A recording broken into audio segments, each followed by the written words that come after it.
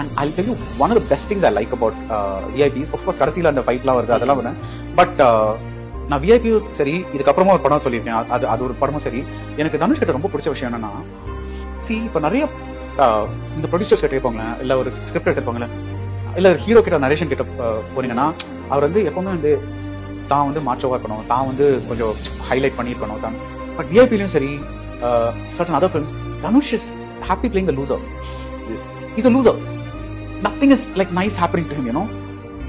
Only a secure actor can act like that as a loser. Of course, அவர் கடைசியில அந்த ஃபைட்லாம் வருது அதெல்லாம் சரி. பட் பொல்லாதவன்லயும் பாருங்க, அசுரன்லயும் ஃபர்ஸ்ட் ஹாஃப்ல பாருங்க, he is very happy being that in that loser zone. That loser na enna mari loser, நான் போய் எல்லார் காலையும் விழுவேன் so that என்னோட சன் வந்து இது அந்த மாதிரி சொல்றேன்.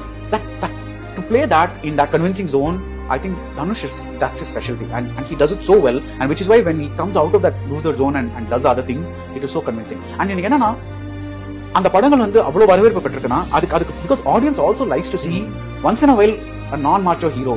எப்பவுமே வந்து ஹீரோ சண்டை போட்டுட்டே இது பண்ணிட்டு sometimes the hero can be an ordinary guy, sometimes he can be like ஒரு somebody who's நம்மள மாதிரி நம்மளுக்கு வந்து நினைச்சதெல்லாம் நடக்காதுல்ல. நம்ம லவ்வா இருக்கட்டும், கரியரா இருக்கட்டும், எதுவா இருக்கட்டும், like it can be anything. But it's not necessary that நம்ம நினைக்கிற ஒண்ணு நடக்கும்னு ஒரு நெசசிட்டி இல்ல.